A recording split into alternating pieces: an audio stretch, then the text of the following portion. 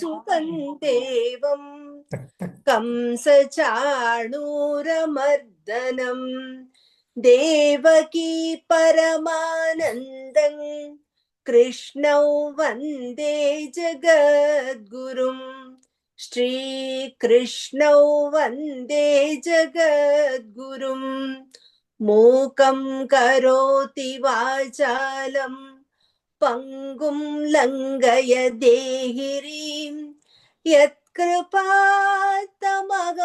वन्दे परमानन्दमाधवम् अच्युतं केशवं रामनारायणं कृष्णदामोदरं वासुदेवं हरिं श्रीधरं माधवं गोपिका वल्लभं जानकी नायकं रामचन्द्रं भजे।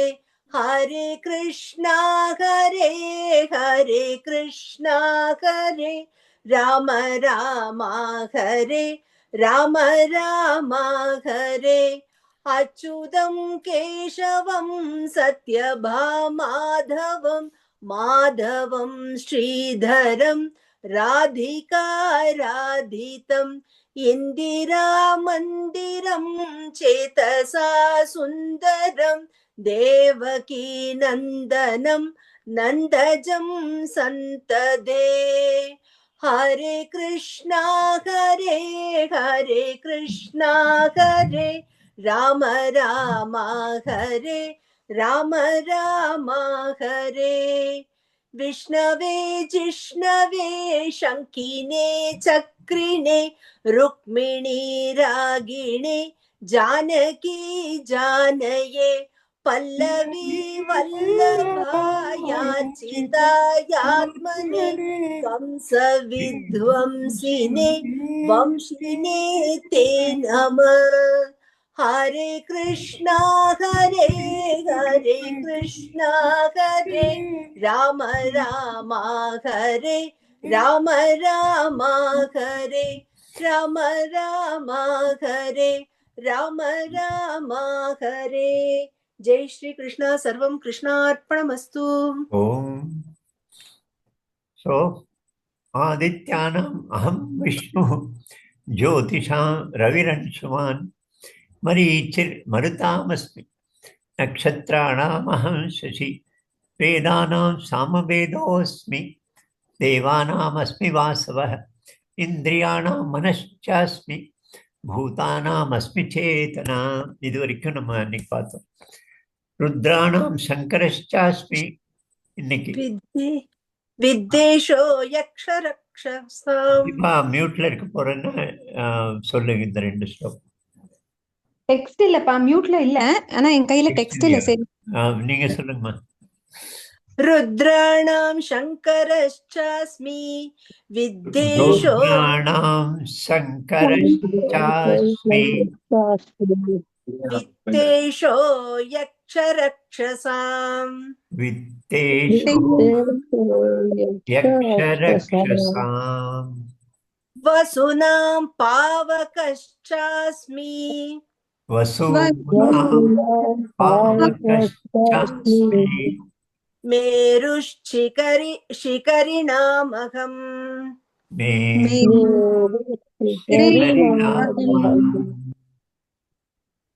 प्रोदसाञ्च मुख्यं मां पुरोदसाञ्च मुख्यं मां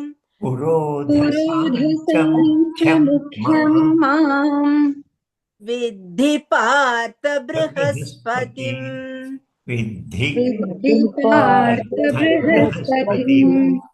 सेनानी नामहं स्कन्दस्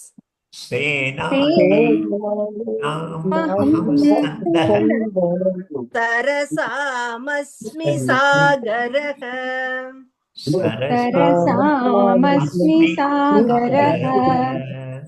महर्षीणां भृगुरहं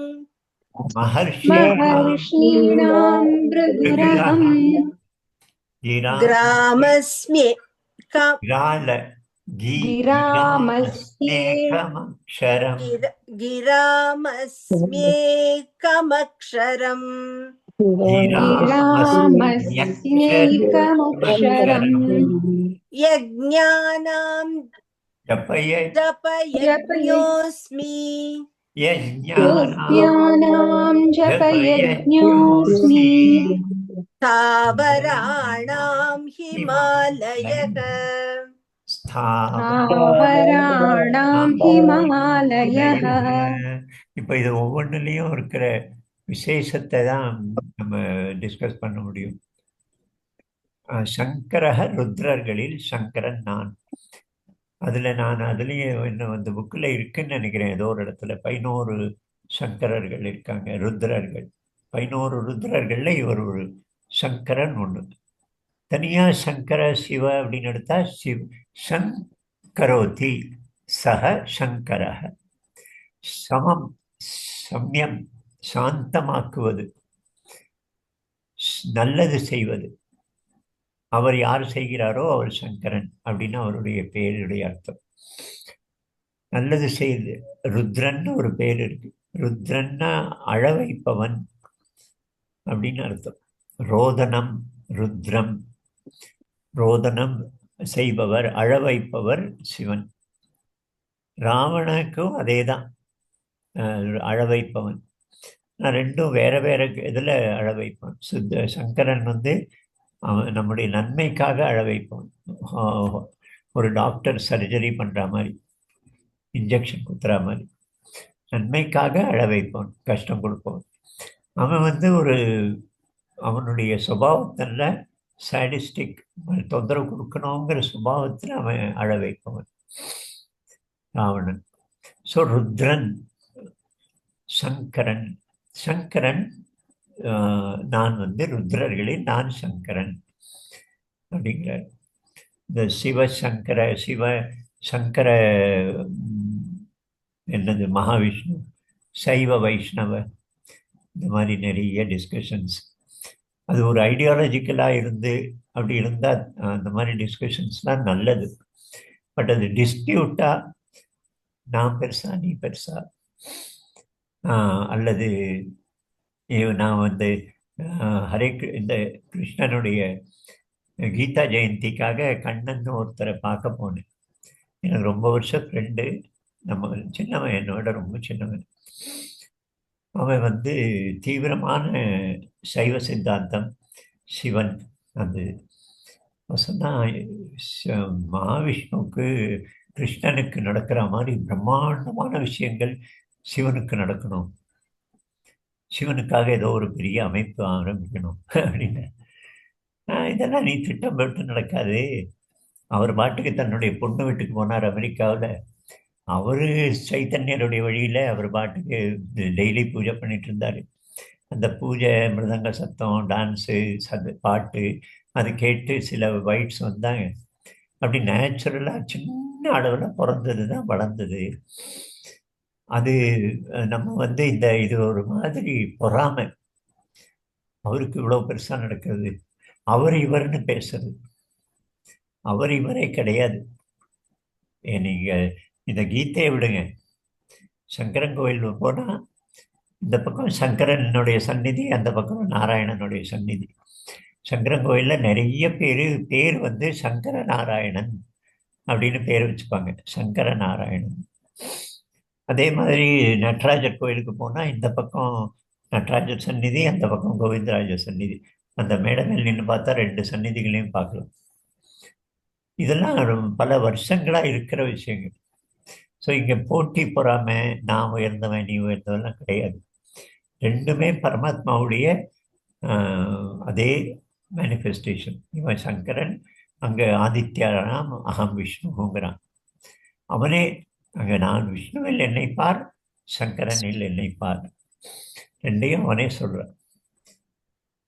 ஹரே கிருஷ்ணா அப்படி இல்லை. ஆனால் ஹரே கிருஷ்ணா சங்கரன் எல்லாம் விஷ்ணுவுக்கு வேலைக்காரங்களாக பார்க்குறான், டெமி காட்ஸ் அப்படிங்கிறான். அது மனுஷனுடைய குறைகள். நம்ம ட்ரெடிஷன்லேயோ பகவத்கீதையிலையோ இந்த மாதிரி விஷயம் சஜஸ்டே ஆகலை. அவரவர் ஏதோ ஒரு உருவத்தில் தான் பார்க்க முடியும். அவரவருக்கு இஷ்ட தெய்வம், அவரவர் மனசுக்கு சுபாவத்துக்கு ஏற்றபடி ஒரு இஷ்ட தெய்வம் இருக்கும். சங்கரஸ்சாஸ்மி ருத்ராணாம் சங்கரஸ்சாஸ்மி வித்தேஷோ யக்ஷரக்ஷசாம்.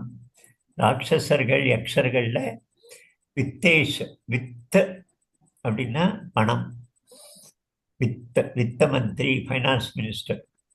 வித்தேஷ் பணத்துக்கு அதிபதி குபேரன். நான் வந்து ராட்சசர்கள் யக்ஷர்கள்ல நான் குபேரன். குபேரன் வந்து குரூபமா இருப்பான். நல்ல அழகான வடிவம் கிடையாது, பெரிய தொப்பை. அவனுக்கு வந்து தொப்பையில கண்ணோ காதோ அந்த மாதிரி. அதாவது நம்ம அலங்காரமா அழகான முகம், லட்சணமான முகம் அப்படின்னு தெய்வம்னா அப்படின்லாம் இல்லை. குபேரன் ரொம்ப அவலட்சணமா இருக்கும். ஆனா பணத்தை பாதுகாக்கிறான். அவனுடைய தியானம் எல்லாம் முழுக்க அந்த பணம் அப்படியே ஓவர்ஃப்ளோ ஆகிற பணத்தை பாதுகாத்துட்டு இருப்பான். அவன் குபேரன் நான்கிறான். வித்தேஷோ யக்ஷரக்ஷசாம் வசூனாம் பாவகச்சாஸ்மி. பாவகன அக்னி. அங்க இந்திரன் சொன்னான். வாசவக தேவானாம் அஸ்மி வாசவக, இந்திரன் நான் அப்படின்னு சொன்னது. இப்போ அதே தேவர்கள்ல வருண தேவன், வாயு தேவன், அதே போல அக்னி தேவன் எல்லாரையும் சொல்ல போறாரு. இங்க வந்து என்னது வசூனாம் பாவகச்சாஸ்மி. வசுக்களில் அஷ்டவசுக்களில் நான் பாவக அக்னி தேவன்.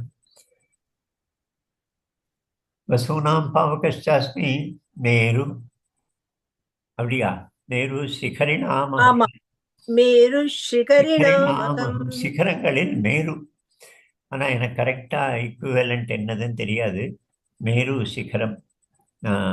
பொதுவாக அம்பாள் வழிபாட்டில் மேருன்னு அந்த இது வைத்து அம்பாள் வழிபாட்டில் உண்டது. நம்ம ஸ்ரீ சக்கரத்தை வந்து 3 டைமென்ஷனில் பண்ணினா மேரு வரும். ஸ்ரீ சக்கரம்னு ஒரு கோலம் இருக்கு 2 டைமென்ஷனில். அதையே 3rd டைமென்ஷன் இப்படி மேலே தூக்கினா அது வரக்கூடியது தான் மேரு அம்பாள் உபாசனையில். பட் ஹிமாலயால மேரு எங்கே இருக்கு, எந்த சிகரத்தை சொல்கிறாருன்னு நமக்கு தெரியல. மேரு சிகரிணாமகம். அப்புறம் மேரு சிகரி முக்கியம்மா. புரோதச ரொம்ப அழகான வார்த்தை. நம்ம வீட்டுக்கு வர ஐயரெல்லாம் நமக்கு புரோஹித்தர் இல்லை, பேர் ஆயிடுத்து. சேல்ஸ் எக்ஸிக்யூட்டிவ் அப்படிங்கிற மாதிரி ஒரு போஸ்ட்மேன் ஒரு பிராண்ட் ஆயிடுத்து புரோஹித அப்படின்னு. ஆனால் புரோஹித்தத்துடைய அர்த்தம் நம்ம குடும்பத்துடைய ஹிதம் விரும்புபவன். அந்த ஹிதத்தில் என்ன செய்யணும், என்ன பூஜை செய்யணும், எந்த நேரத்தில் செய்யணும், எந்த யஜ்ஞம் பண்ணணும் அப்படின்னு சஜஸ்ட் பண்ணக்கூடியவன் தான் புரோஹிதன். குடும்பத்துக்கு ஒருத்தர் இருக்கணும். அவர் வெறும் சர்வீஸ் ப்ரொவைடர் இல்லை. கணபதி ஹோமம் யார் ஏலம் போட்டு 5-6 சாஸ்திரிகளில் யார் நமக்கு சூட் ஆகுதோ பண ரீதியாக அவர் வாங்கன்னு சொல்கிறது இல்லை. நம்ம குடும்பத்துக்குன்னு ஒரு புரோஹிதன். முதல்ல எல்லாம் அப்படிதான் இருந்தது. முதல்ல நான் 100 வருஷம் இல்லை, நானே பார்த்துருக்கேன். நம்ம வீட்டுக்குன்னு ஒரு பால்காரர். அந்த பால்காரர் நம்ம குடும்பம் 3 ஜென்ரேஷன் எங்கள் வீட்டுக்கு பால்காரராக இருந்தோம். இப்போ அந்த பால் சப்ளையர் நின்று போச்சு, எல்லாம் பாட்டிலும் பேக்கெட்டும் வந்துடுது. அதனால் அந்த ஃபேமிலி ரிலேஷன்ஷிப். நம்ம வீட்டுக்குன்னு ஒரு நாய் பார்பர், வீட்டு சம்பவங்கள்லாம் வீட்டில் வந்துட்டு போவார். அதே மாதிரி நம்ம வீட்டுக்குன்னு ஒரு தட்டான். வீட்டில் என்னவா இருந்தாலும் நம்ம வீடு பெரிய ஃபேமிலி, நிறைய குழந்தைகள், எல்லாருக்கும் காது குத்தல் எல்லாம் நடந்து, கல்யாணங்கள்லாம் எல்லாத்துக்கும் அந்த தட்டான் பெரிய தடி கண்ணாடி வச்சு அந்த பக்கம் மஹால்லேருந்து வருவார். 8-10 கிலோமீட்டர்லேருந்து ஒரு சின்ன பைய எடுத்துன்னு வருவார். அளவு எடுத்துன்னு போவார், இல்லைன்னா என்ன இது கேட்டு எல்லாத்தையும் எடுத்துன்னு போவார், பண்ணி கொண்டு வருவார். செயின் அந்த இதெல்லாம் நகையெல்லாம் வீட்டுக்குன்னு ஒரு தட்டம். நம்ம குடும்பத்துக்கு அந்த மாதிரி புரோஹிதன். நம்ம குடும்பத்துக்கு ஒரு ஐயரோ ஐயங்காரோ நம்ம குடும்பத்துடைய நலன் விளையக்கூடியவர். எதை செய்தால் உங்களுக்கு நல்லது, அவரை ஜோதிஷமும் தெரிஞ்சிருப்பார். இப்போ வந்து இது வருது, இந்த மாதம் நீங்கள் இதுக்கு பண்ணுங்க, இதுக்கு பிரீத்தி பண்ணுங்க, இது பண்ணுங்க அப்படின்னு. அப்போ அது ப்ரொஃபஷன் இல்லை. பார்கெனிங் 30,000 50,000 80,000லாம் இல்லை. பாவம். எனக்கு தெரிந்த ஒருத்தர் வந்து மாச தர்ப்பணத்துக்கு போவார். 2 அணா கிடைக்கும், சைக்கிளில் போவார், 2 அணாக்கு போவார். கரெக்டாக அந்தந்த மாதம் ஞாபகம் வச்சுட்டு அந்த திதி நம்ம அமாவாசைக்கு போயிட்டு வருவார். 2 அணா தான் கிடைக்கும். அப்போ ஆனால் அந்த குடும்பத்தோடையே இருந்தாங்க அவர். எங்கள் குடும்பத்தில் ஒருத்தர் இருந்தார், கோபாலகிருஷ்ண சாஸ்திரிகள். ரொம்ப சாதுன்னு, அப்படி ஒரு சாது. அகிழ்ந்த வேஷ்டி தான். அந்த வேஷ்டி அப்படியே நஞ்சு நஞ்சு டிரான்ஸ்பரண்டாக இருக்கும். அப்படி ஒரு வேஷ்டி, மேலே ஒரு துண்டு. கிண்டல் கேலி மகாராஷ்டிராவில் வேற ஒரு இதில், அங்கெல்லாம் சாஸ்திரிகள்லாம் மேலே ஜிப்பா போட்டுண்டு, கோட்டு போட்டுண்டு, மோதி கோட்டு போட்டுண்டு, கீழே பஞ்சகச்சம் இருக்கும். நம்ம ஊரில் தான் திறந்த உடம்பு. பழைய விஷயத்தை இன்னும் நம்ம திருவள்ளுவருக்கு போட்ட ட்ரெஸ்ஸு இன்னைக்கும் நம்ம ஊரில் போடுறோம். திருவள்ளுவர் மாதிரியே பஞ்சகச்சத்தை கட்டி, இந்த பக்கம் கீழே தோளில் இடது தோல்லேருந்து எடுத்து வலது அக்கிளுக்கு கீழே அதே விஷயத்தை நம்ம இன்னும் விடலை. எத்தனை 1000 வருஷமா இருக்குன்னு தெரியாது. எத்தனை கேலி கிண்டல், அடி, என்ன ஐயரே அப்படின்னு அதெல்லாம் தாங்கிட்டு இந்த குடும்பத்துக்காக இப்போ கொஞ்சம் ப்ரொஃபஷ்னல் ஆகி மனுஷன் என்னது லேபர் கான்ட்ராக்ட் மாதிரி பாவம் அந்த அயோத்தியா மண்டபம் கிட்ட ஏழை பிராமணர்கள்லாம் உட்காந்துருப்பாங்க வரிசையாக 150 250 பேர். இவர் வருவார், 3 பேர் வேணும், 3 பேர் வாங்க, அம்பத்தூருக்கு போகணும் அப்படின்னா 3 பேர் அழைச்சிட்டு போவார். அவங்களுக்கு ஒரு நாளைக்கு 200 ரூபாவோ அவர் 25,000 வாங்குவார். இவங்க பாவம் இவனுக்கு 500 ரூபா 300 ரூபா கொடுத்துட்டு இவங்களை முடிச்சுட்டு அவர். அந்த மாதிரி ஈவெண்ட் மேனேஜ்மெண்ட் ஆயிடுத்து இப்போ சாஸ்திரிகள் விஷயம். அந்த புரோஹித்தர் வேற. யாரு புரோஹித்தன்? பிரகஸ்பதி, தேவகுலத்து புரோஹித்தன். தேவகுலத்து நன்மைக்காக சஞ்சீவனி மந்திரம் அசுரகுலத்திலேருந்து எடுத்துன்னு வரணும். நீ போன்னு சுப்பிரமணியனையோ தேவகுலத்தில் இந்திரனையும் அனுப்பலை, அசுரகுலத்துக்குள்ள தன் பையனை அனுப்புறாரு. கச்சன் பையனை அனுப்புறாரு. அந்த பையனை எப்படிப்பட்ட பையன்? தேவயானி அவன் மேலே ஒரு வலை விரிக்க முயற்சி பண்ணுறாள், காதல் அப்படின்னு. அந்த தேவயானியை மீறி அவன் வந்து சஞ்சீவனி மந்திரத்தை மட்டும் வாங்கிட்டு திரும்பி வந்துடுறாள் தேவகுலத்துக்கு. அமெரிக்காவுக்கு போயிட்டு நம்ம நாட்டுக்கு திரும்பி வரா மாதிரி, என்னென்ன கற்றுக்கணுமோ அதை கற்றுன்ட்டு திரும்பி வரா மாதிரி. அந்த மாதிரி பிரகஸ்பதி அப்படிப்பட்டவர். தேவன் குலத்துடைய ஹித்தத்தை நலனை விளைபவன். அதுதான் அவருக்கு பிரைமரி. வசிஷ்டர் தசரதனுக்கு ஒருத்தர் ஒரு இடத்துல ஒருத்தர் இருந்தார். மகாபாரதத்தில் விதுரன் சொல்லலாம். தௌமிய ரிஷி இருந்தாங்க பாண்டவர்களுக்கு, தௌமிய ரிஷின்னு. அந்த மாதிரி புரோத சாஞ்ச முக்கியம் மா வித்தி பார்த்த பிரகஸ்பதி சேனானின் ஆமகம் ஸ்கந்தன் முருகன். முருகன் வந்து சேனாதிபதி, தேவசேனாதிபதி. நான் சில சமயம் தோணும், தேவயானை அப்படிங்கிறது தேவசேனையுடைய மருவியது அப்படின்னு. தேவசேனைக்கு அதிபதி, சேனாத்தியக்ஷன், commander in chief of Devasena Murugan. நார்த்தில் எல்லாம் முருகன் வந்து அகஸ்தியர் இங்கே தமிழ்நாட்டுக்கு வந்து விந்தியமலை தாண்டி இங்கே வந்து குடகுமலையில் காவேரி உருவாக்கி முருகனை வந்து இங்கே நம்ம இந்த உள்ளூர் தெய்வமாக முருகனை இன்ட்ரடியூஸ் பண்ணி முருகனுக்கு கல்யாணம் பண்ணி வச்சு. நார்த்தில் முருகனுக்கு கல்யாணம் கிடையாது. அவர் வந்து பெண்கள், கல்யாணமாகாத பெண்கள் பார்க்கவே மாட்டாங்க, முருகன் சந்நிதிக்கே வரமாட்டாங்க. நாக்பூரில் சிவன் கோயிலில் முதல்ல கேட்டில் நுழைஞ்ச உடனே முருகன் கோயில், சுப்பிரமணிய கோயில். நிறைய மராட்டி ஆளுங்க என்கிட்ட சொல்லியிருக்காங்க, இது எதுக்கு முன்னால் வச்சுருக்கீங்க அப்படின்னு. நார்த்தில் அப்படி. அவர் தமிழ்நாட்டுக்கு வந்து சங்க பிரச்சாரக்கா வந்துட்டு இங்கே காதல் கல்யாணம் பண்ணிக்கிட்ட பிரச்சாரக்கு மாதிரி அவர் இங்கே இந்து தர்மத்துக்காக அகஸ்தியரோடு வந்தவர். இங்கே வந்து வள்ளி தேவயானை தான் எனக்கு புரியலை அது என்னதுன்னு, தமிழில் நான் படிக்கலை. தேவசேனா அதிபதி முருகன். புரோ முக்கியமாக வித்தி பார்த்த பிரகஸ்பதி சேனானீம் ஆமகம் ஸ்கந்தக. சேனானீன அவங்கள சேனானீனாம் சேனாதிபதிகளில நான் முருகன். ஸ்கந்தக सरसामस्मि सागरः சரசாமஸ்மி சாகரஹ. சரஸ் தண்ணீர் குடங்கள், நீர்நிலையங்கள், அதுல சமுத்திரம். என்ன அழகான சமுத்திரம் மாதிரி ஒரு இன்ஸ்பைரிங், ஒரு காமிங் சமுத்திரம். டைம் போகிறதே தெரியாது, அப்படியே உட்காந்துருக்கலாம் சமுத்திரக்கரையில மணிக்கணக்காக உட்காந்துருக்கலாம். நான்லாம் சின்ன வயசுல நாக்பூர்லாம் சமுத்திரமே பார்த்ததில்லை. தமிழ்நாட்டுக்கு வந்தால் தான் மெரினா பீச் சமுத்திரம். சமுத்திரம் மாதிரி ஒரு மெஜஸ்டிக் சமுத்திரம், மெஜஸ்டிக்.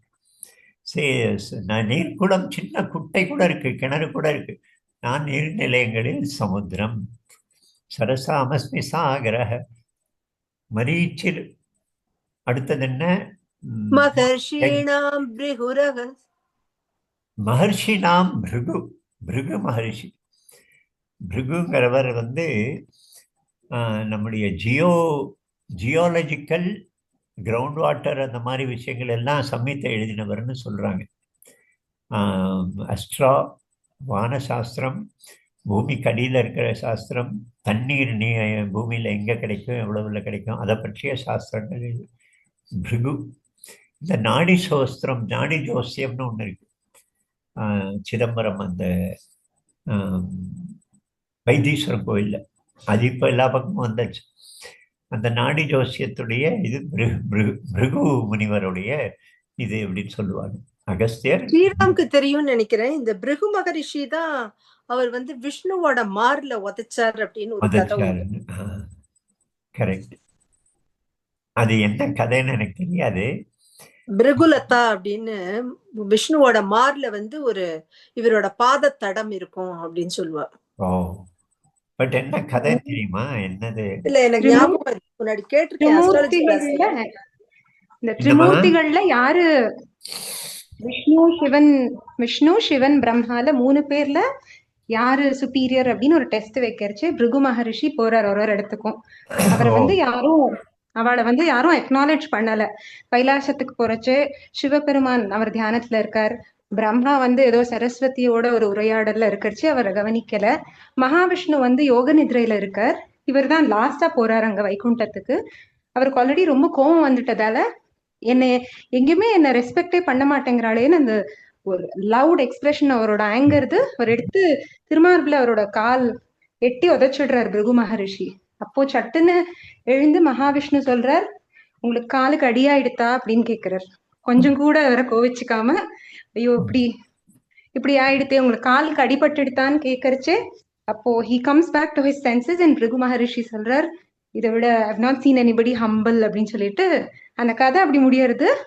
திருமார்புல உதைச்சதுனால தாயாரோட வக்ஷஸ்தலம்னு சொல்லிட்டு அவ கோச்சுண்டு கோலாப்பூருக்கு போயிடுறா அப்படிங்கிறதுதான் கதை.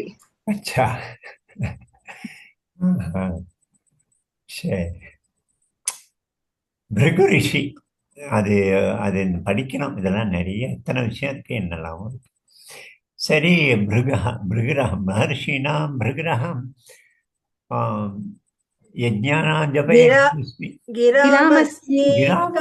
ஏகமக்ஷரம். ஏகமக்ஷரம் ஓம். கிரன மந்திரங்கள், மந்திரங்களில் நாம் ஓம் என்ற ஏகாட்சர மந்திரம் ஓம். அது சென்டர் ஆஃப் த ஹோல் வேதிக் இதோடைய மையம் தான் ஓம். வேதத்துடைய த்ரீ என்ன சொல்றது, 3 வேதம், த்ரிவேதம் ஏதோ சொல்லுவாங்க. அதுல திரிபதம் காயத்ரி, அதுல 3 அக்ஷரம் ஓம். சென்டர் காயத்ரி மந்திரத்துடைய மையம் ஓம். ஸோ வேதத்துடைய ஒட்டுமொத்த மையமே ஓம் தான். ஓம் 2-3 தடவை சொல்லியிருக்கார் அவர். ஓம் இத்தி ஏகாட்சரம் அப்படின்னு ஒரு இடத்துல சொல்றார். ஓம்ங்கிற வார்த்தையால நம்ம தேவசபையில அப்ரூவல், ஏதாவது ஒரு யோஜனை வந்தால் அந்த யோஜனைக்கு அப்ரூவல் சொல்றதுக்கு எல்லாரும் கை தூக்கி ஓம்னு சொல்லுவாங்களாம் அப்படின்லாம் சொல்றோம். ஸோ அந்த ஓம் நான் தான் ஓம்ங்கிற மந்திரம். பிசிக்கலி ஸ்பேஸ்ல பூமி சுத்துறதுனால ஏற்படுற உரசல் ஓம்ங்கிற சத்தம் வரும் அப்படின்னு சொல்றாங்க சில பேர். அதே போல் வந்து காட்டில் நடந்த காட்டில் கொண்டு போய் காதை பூமியில் பதிச்சு நம்ம கேட்டோம்னா ஓ அப்படிங்கிற அந்த கூஞ்சு, அந்த எக்கோ, அந்த சத்தம் அது கேட்கும். ஸோ ஓம் வந்து விசேஷமான வேற எந்த ஸ்லோகம் ஒன்றும் தெரியலன்னா கூட ஓம் சொன்னால் போதும், ஓம் 3 தடவை ஜபிச்சா போதும் அப்படிங்கிறாரு. ஆனால் அதில் ஒரு விஷயம் இருக்குது. நாக்பூரில் ஒருத்தர் இருந்தார், சாத்தவலேக்கர் அப்படின்னு. வாழ்க்கை பெரிய எம்பிபிஎஸ் டாக்டர் அவர். எங்கள் காலேஜே எனக்கு 6-7 வருஷம் சீனியர். பயங்கர மோசமான ஆளுன்னு பேர் அவனுக்கு, மோகன்னு பேர். அவள் வந்து எல்லா கெட்ட பழக்கங்களும் உண்டு. காலேஜ் படித்த அப்புறம் அவள் வந்து மஹால்னு ஈஸ்டர்ன் நாக்பூரில் இருந்தாள். ரொம்ப நல்ல மனசு, அடியாழத்தில் இருக்கிற ரொம்ப நல்ல மனசு. அவர் வந்து இந்த டாக்டர் வந்து ஒரு ஸ்டேஜ் 5 ரூபா 2 ரூபா வாங்குவாராம். ஒரு விசிட்டு பேஷண்ட்டுக்கு இன்ஜெக்ஷன் கொடுத்தா 5 ரூபா வாங்குவாராம். அவர் பொண்ணுக்கு எம்பிபிஎஸ் படிக்கணும், டாக்டர் படிக்கணும்னும் போது கையில் பைசா இல்லை. அப்போ இவர் என்ன பண்ணுறாரு, மோகன் வந்து தன் வீட்டு மாடியில் அவரை கொண்டு வந்து வைக்கிறார். இங்கே உட்காந்து நீங்கள் பாட்டுக்கு புக் எழுதுங்க, ப்ராக்டிஸ் பண்ண வேண்டாம். பொண்ணு வந்து எம்பிபிஎஸ்ல இவரே படிக்க வைக்கிறார், அந்த மோகன்கிறவன் தான் படிக்க வைக்கிறார். அந்த இடம் நான் இப்போ போனேன், அவர் செத்து போயே கிட்டத்தட்ட 30 வருஷம் ஆயிடுச்சு. நான் ஒரு 10 வருஷம் முன்னால் போனேன். கோவில் மாதிரி வச்சிருக்கிறான் அந்த மோகன், அவர் வாழ்ந்த அந்த இடத்த. அவர் நிறைய புக் எழுதியிருக்கார், வாழ்க்கை முழுக்க சிந்தனை பண்ணி புக் எழுதுறது தான் அவருடைய வேலை. அதில் ஒரு சமயம் எப்படி நியூஸில் வந்தாருன்னா, பெண்கள் எல்லாம் கம்யூனிஸ்ட்டு டிஒய்எஃப்ஐ அவங்கெல்லாம் எஸ்எஃப்ஐ ஏதோ பெண்கள் அமைப்பு, அவங்கெல்லாம் அவர் வீட்டு வாசலில் போய் சத்தம் போட்டு கோஷம் போட்டாங்க. அப்போது ஏன்னு கேட்டபோது ஓம் வந்து பெண்கள் சொல்லக்கூடாதுன்னு அவருடைய வாழ்க்கை சிந்தனையில் அவர் சொல்லியிருக்கார், பெண்கள் ஓம் சொல்லக்கூடாது. நான் காஞ்சி மடத்தில் நோட் பண்ணியிருக்கேன், பெண்கள்லாம் இருந்தால் அங்கே வந்து நமோ நாராயணாய தான் சொல்லுவார், ஓம் நமோ நாராயணா சொல்ல மாட்டார் ஜெயந்திரன் இருந்தபோது. ஸோ அந்த மாதிரி ஓம் பற்றி அந்த சைடு, அதர் சைடு அது. பட் ஓம்ங்கிற விஷயத்தில் ரஷ்யாவில் சில ரிசர்ச் பேப்பர்ஸ்லாம் படித்தேன். Mentally retard, active, hyper active குழந்தைகள், அந்த மாதிரி குழந்தைகளுடைய மைண்டு வேவ்ஸ் என்னமோ சொல்கிறாங்க, அதுக்கு என்னமோ வேவ்ஸ், இஇஜி, எலக்ட்ரோ என்செஃபலிட்டோகிராஃப் அப்படின்னு ஏதோ பேர். என்னமா எலக்ட்ரோ என்செஃபலோகிராம், என்செஃபலோகிராம் எப்படி இசிஜி இருக்கோ, கார்டியோகிராஃப் இருக்கோ, அப்படி மூளைக்கு. அதில் வந்து alpha waves, beta waves, gamma வேவ்ஸ்ன்னு இருக்கான். அல்ஃபா வேவ்ஸ் தான் நம்மளை படிக்க தூண்டுறது, ஞாபக சக்தி அதிகப்படுத்துறது, மனசில் அமைதி ஏற்படுத்துறது, அப்படிலாம் இருக்குது. நிறைய அதை பற்றி ரிசர்ச்சஸ் நடந்துட்டுருக்கு. அல்ஃபா வேவ்ஸ் வளரணும், பிரம்ம முகூர்த்தத்தில் அல்ஃபா வேவ்ஸ் இருக்கும் நம்ம மூளையில் அதிகமாக இருக்கும் அப்படின்லாம் சொல்கிறாங்க. இந்த ஓம் வைப்ரேஷனில் அல்ஃபா வேவ்ஸ் ஜென்ரேட் ஆகுது அப்படின்னு நான் ஒரு ரிசர்ச் பேப்பர் படித்தேன். அதுக்கு என்ன மெஷின் இருக்குது அந்த வேவ்ஸை கடைப்பிடிக்கிறதுக்கு, அதெல்லாம் நமக்கு தெரியாது. ஆனால் ஏதோ பல திசையில் ஓமை வச்சு பல ரிசர்ச்சஸ் நடந்துட்டு இருக்கான உலகம் முழுக்க. அந்த ஓங்கிற மந்திரம் நான் தான்கிறேன். கிராமஸ்மி ஏகமக்ஷரம். யஜ்ஞானாம் ஜபயஜம். யஜ்ஞம் எத்தனையோ வேள்விகள், யாகங்கள், ஹோமங்கள் இருக்கு. ஆனால் ஜபயஜத்தை அப்படி உயர்வா சொல்றேன். எனக்கு 2 தடவை 2 பேர் இதை சொன்னேன். ஒரு இடத்துல நான் போய் சொன்னேன், நான் வந்து பிரச்சாரக்காக இருக்கும்போது இந்த மாதிரி சாப்பாட்டில் இதுலலாம் சில அப்படிலாம் இருந்தேன் அப்படின்னு சொன்னேன். அவர் சொன்னால் ஒன்றும் பிரச்சனை இல்லை, அந்த நோக்கத்துக்காக இருந்தது, அதோட விட்டுரு, ராம ஜபம் பண்ணு அப்படின்னு. அவர் பெரிய சன்னியாசி, பெரிய அவர் ஒருத்தர் சொன்னார். சமீபத்தில் காஞ்சி மடம் போயிருந்தபோது ஒரு வயசான ஒருத்தர் அங்கே வந்திருக்கார், மேட்டூர் அந்த பக்கம் எங்கேயோ கர்நாடகில் இருந்தவர், அங்கே இருக்கார். அவர் வந்து மௌன விரதத்தில் இருந்தார். அவர் இதே சொன்னார், நீ என்ன பண்ணுற பர்சனலாக அப்படின்னு கேட்டேன். நான் ஒன்றும் பண்ணுறது இல்லைன்னு, ஜப்பம் பண்ணுறேன் அவ்வளோதான், விடிகாலில் ஒரு தடவை ரவுண்டு பண்ணுறேன், அதோட நான் ஒன்றும் பண்ணுறது இல்லைன்னு. அவர் சொன்னார், ரொம்ப சிறப்பு, ஜப்பம் பண்ண ரெகுலராக. எந்த மந்திரம் பண்ணுறேன்லாம் கேட்கல அவர், ஏதோ ஒரு மந்திரம் அவர் பண்ணுங்க. ஜப யஜ்ஞம் தான் யஜ்ஞங்களில் நான் ஜப யஜ்ஞம். நாம ஜபம் ரொம்ப அதை ரொம்ப உயர்த்தி பிடிக்கல. நிறைய பேர் இருக்காங்க அதில் இந்த ருத்ராட்சத்தில் பண்ணணும், என்னமோ கருப்பு ஒரு புதுசாக ஒரு கட்டை வந்திருக்கு அதில் பண்ணணும், அப்புறம் ஸ்பட்டிக மணியில் பண்ணணும். எனக்கு எதுக்கு எண்ணிக்கை வச்சுக்கணும்னு தோணும். அம்மா கிட்ட எனக்கு சின்ன வயசுல ஞாபகம் இருக்கு. ராதை கிட்ட கேட்குறேன், நான் பக்கத்தில் உட்காந்துருக்கா, அவள் சாப்பிட்றா. ராதை கேட்குறா, அம்மா கேட்குறா, நான் இன்னும் ஒரு ரொட்டி போடுறேன் அப்படின்னு. அம்மா நான் 8 ரொட்டி சாப்பிட்டேன் அப்படின்னாலா. எதுக்கு எண்ணணும் அப்படின்னு அம்மா சொன்னேன். அது ஜபத்தில் எனக்கு தோணும், எதுக்கு எண்ணணும், நம்ம பாட்டுக்கு எவ்வளோ மனசு லயிக்கிறதோ அது வரைக்கும் பண்ணுவோம். எதுக்கு எண்ணிக்கை, ஒரு மாலை பண்ணினேன், 2 மாலை பண்ணுறேன், அதை ஒரு மெஷினில் கொண்டு வரணும் அப்படின்னு தோணும். நான் அப்படிதான் பண்ணுறேன். எண்ணிக்கைலாம் இல்லாமல் பண்ணுறேன். சும்மா நான் பாட்டுக்கு தூக்கம் வந்தால் தூங்கு, படுத்துறது, சாஞ்சிடுறது. அந்த ஜப்ப யஜ்ஞத்தில் நான் இருக்கிறேன், என்னை காண்கிறார். யஜ்ஞானாம் ஜப்ப யஜ்ஞம் ஸ்தாவரானாம் ஹிமாலய. ஸ்தாவரம் ஸ்திரமா இருக்கக்கூடிய ஒரே இடத்துல இருக்கக்கூடியதுக்கு பேரு ஸ்தாவரம். ஜங்கமம் பிறந்து இங்கங்க நகரக்கூடியது, இங்கிருந்து அங்கே போகக்கூடியதெல்லாம் ஜங்கமம். பறவைகள், மிருகங்கள், மீன், முதலைகள், மனுஷங்க, இவங்கெல்லாம் இங்கிருந்து அங்கே மாறக்கூடியவங்க ஜங்கமம். ஸ்தாவரம்னா மர, செடி, கொடி, மலை, இதெல்லாம் ஒரே இடத்துல நிலையா இருக்கோ அதுக்கு பேரு ஸ்தாவரம். அதுல மோஸ்ட் மெஜஸ்டிக் ஒரு ஸ்தாவரம் இருக்குன்னா ஹிமாலயா தான்.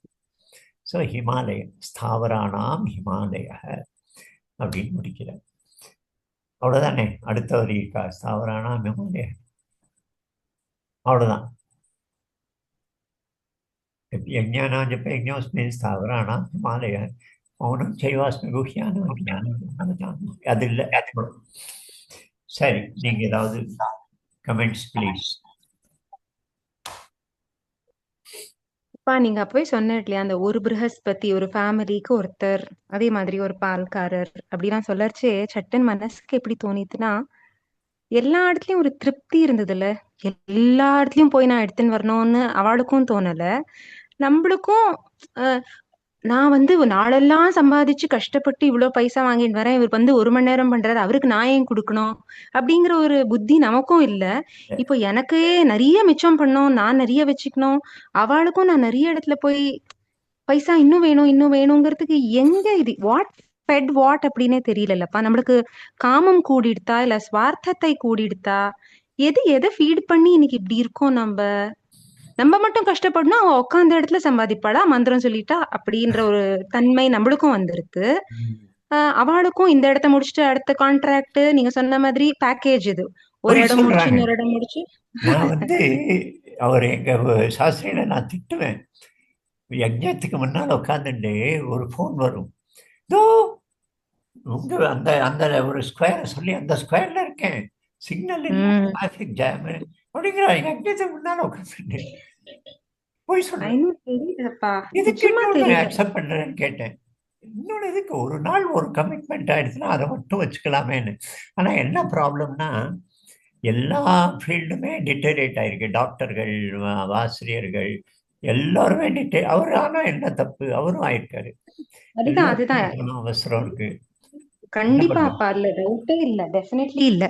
இந்த பிராமணார்த்தத்துக்குலாம் இருக்கிறவா திவசத்துக்கு ஒரு இடத்துல இருந்தாவா, ஒரு பட்சம் இன்னொரு இடத்துல இருக்க கூடாது. அவளுக்கு அந்த இவ்வளவு நாளைக்கு என்ன வேணுமோ அதை நம்ம சஃபிஷியண்டா கொடுக்கணும் அவளுக்கு. அதெல்லாம் இல்ல, இன்னைக்கும் போறா நாளைக்கும் போறா, நம்ம பார்த்தும் பார்க்காத மாதிரி இருக்கும், ஏன்னா நம்ம அதுல காரியம் ஆனோம் அப்படிங்கிறதுக்காக. இதுலயும் ஒரு சுவார்த்தத்தை வாக்குவாதம் பண்ணுவான்.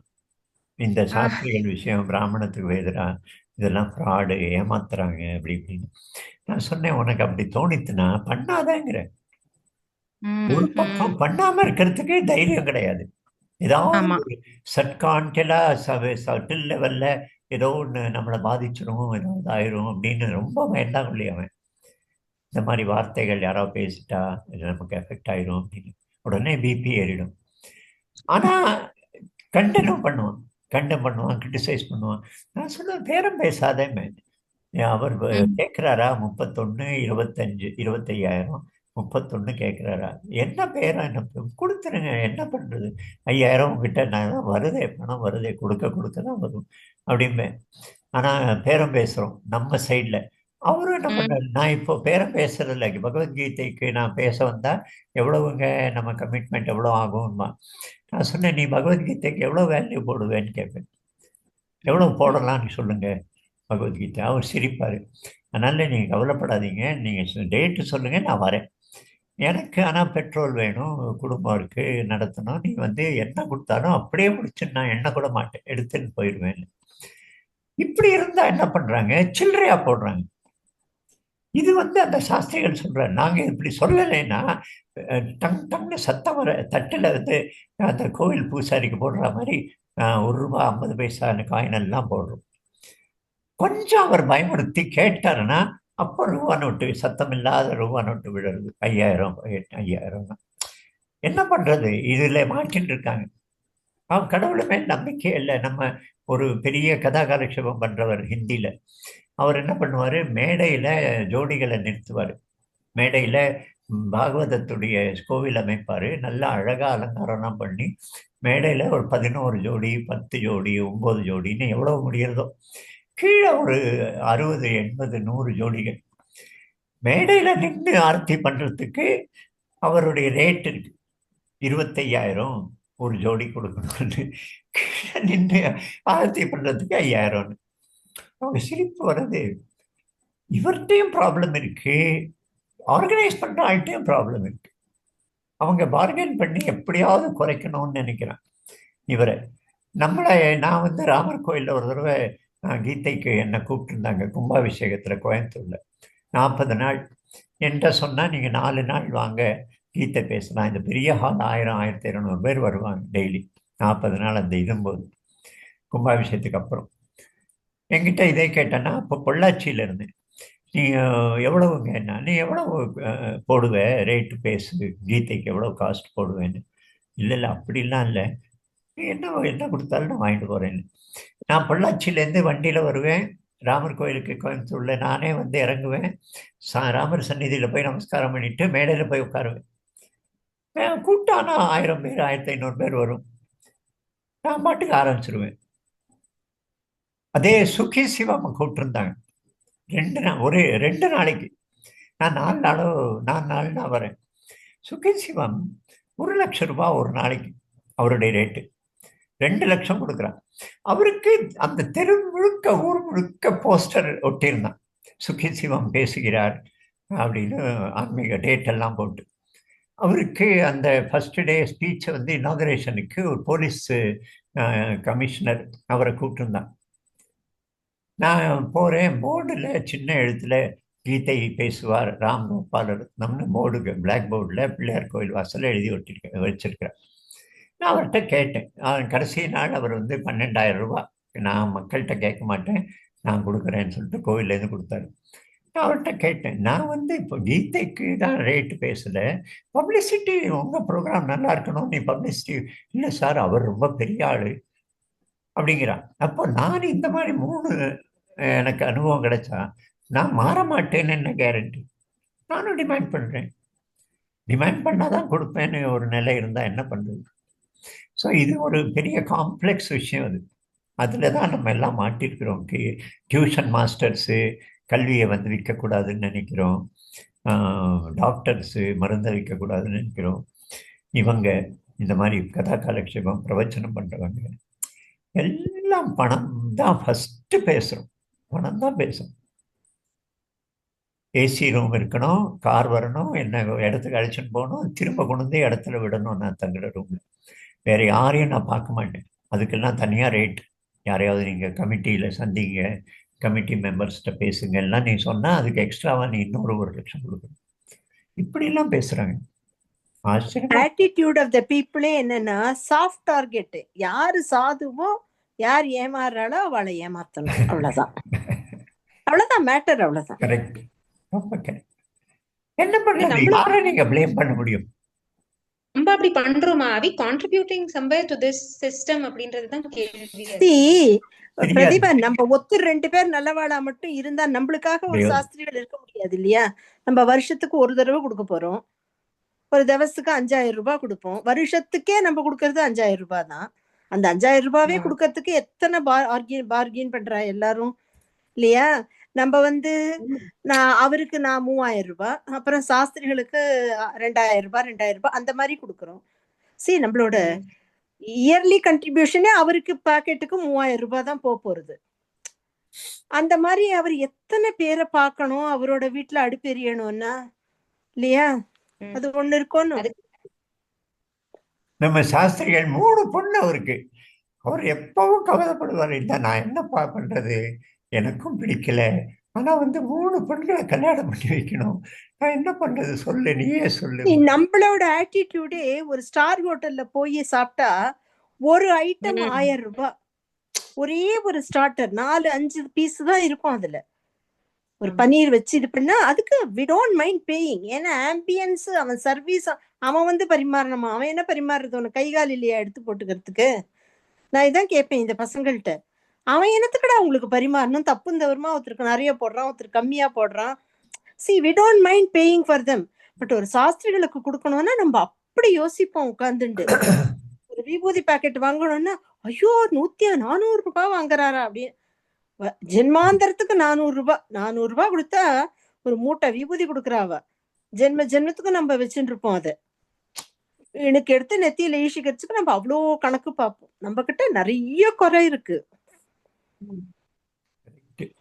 இது நிறைய டிஸ்கஷன் ஆகணும். கல்யாணத்துல சாவுல இந்த 10 நாள் ஃபேமிலி மெம்பர்ஸ் எல்லாம் இருக்கும்போது இந்த மாதிரி விஷயம்லாம் பேசணும். நான் என்னுடைய கல்யாணத்துல வந்து நான் சொன்னேன், நீங்கள்லாம் வராதிங்கன்னு எல்லாருக்கும் லெட்டர் எழுதினேன். சித்தப்பா, பெரியப்பா, அத்தை, பெரியம்மா எல்லாருக்கும் லெட்டர் எழுதினேன், வராதிங்க.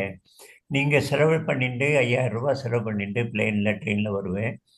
ராத்திரி கிளம்பி காலம்புரை வந்துட்டு அவசர அவசரமாக முடிச்சுட்டு வேகமாக திரும்ப போகணும். அங்கே வந்துட்டு ரூம் சரியா இல்லை, தண்ணி கிடைக்கல, காஃபி கேட்கல, என்ன வான்னு சொல்லலை அப்படின்னு வருத்தத்தோடு போவேன். நீங்கள்லாம் இத்தனை பேர் வரோன்னு சொல்லிட்டு அவர் வந்து பெரிய ஹாலாக ஏற்பாடு பண்ணுவார். 6 லட்சம் வாடகை, 5 லட்சம் வாடகைன்னு. அவருக்கும் செலவு, உங்களுக்கும் செலவு. கடைசியில் சந்தோஷம் இல்லை யாருக்குமே இது நடக்கிறதுல.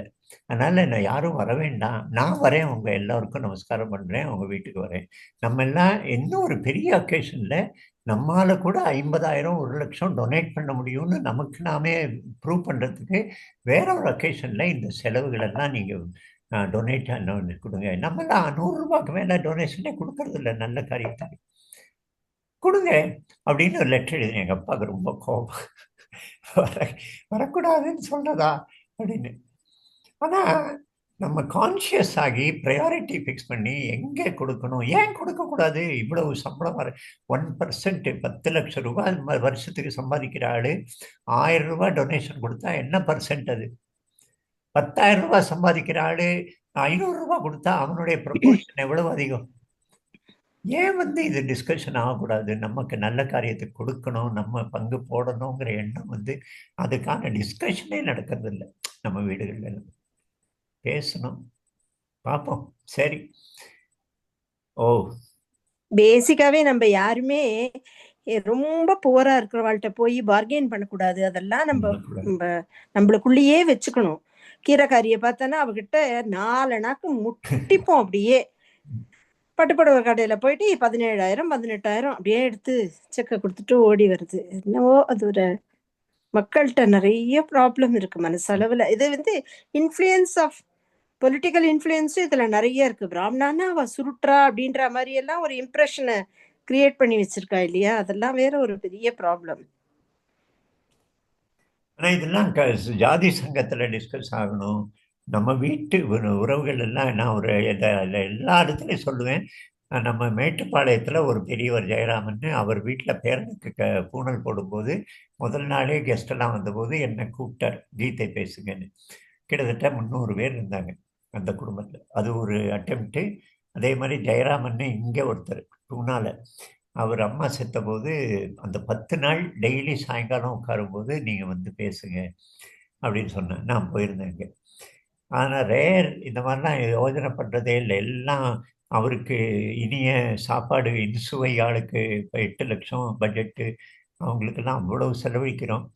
நம்ம வந்து இந்த மாதிரி ஏதாவது நல்ல விஷயம், நல்ல சத் சங்கம் கொஞ்சம் இனிஷியேட்டிவ் எடுத்து நம்ம வீட்டில் நம்ம சுற்றி இருக்கிறவங்களுக்கு மெதுவாக அவங்களுக்கும் டியூன் ஆகணும், இதெல்லாம் பழக்கமாகணும். ஃபர்ஸ்ட் நம்ம ஆத்து பசங்களுக்கு சொல்லி கொடுக்கணும். எதுக்கு செலவழிக்கணும், எதுக்கு ப்ரையாரிட்டி கொடுக்கணும். ரொம்ப கஷ்டமா நிறைய விஷயம். ம். நமக்கும் பேரு, நமக்கு ரிலேஷன்ஷிப் கெட்டு போயிடும்னு இதெல்லாம் பேசுறதுக்கு பயப்படுறோம். என்ன பண்றது? சரி வா முடிக்கலாம். ஓம். வாங்க எல்லாரும் சாப்பிடலாங்கிற மாதிரி சீரியஸான விஷயம் டிஸ்கஸ் பண்ணிட்டு, சரிப்பா பந்தி போட்டாச்சு வாங்க சாப்பிட போலாம். ஸ்ரீராம் சார் எதுவுமே சொல்லலையே. ஸ்ரீராம் சார் ஒன்னும் சொல்லலையே. ஆமா, அவ எங்கேயாவது ரோட்ல இருப்பாரா? வெளியில இருப்பாரா இருக்கும். கரெக்ட். சினிமா அங்க போயிட்டாரே அவர் சிங்கப்பூருக்கு. சிங்கப்பூர். ஆமா ஆமா. ஆமா, இப்ப ராத்திரி 10 மணிக்கு அவருக்கு. चलो சரி. ஓம் யோகேஷம் சச்சிதானந்தம் வாசுதேவம் ரஜப்ரியம் தர்ம धर्मसंस्थापकं वीरं कृष्णं वन्दे जगद्गुरुं श्रीकृष्णं वन्दे जगद्गुरुं. जय गुरुभ्यो नमः. நமஸ்து.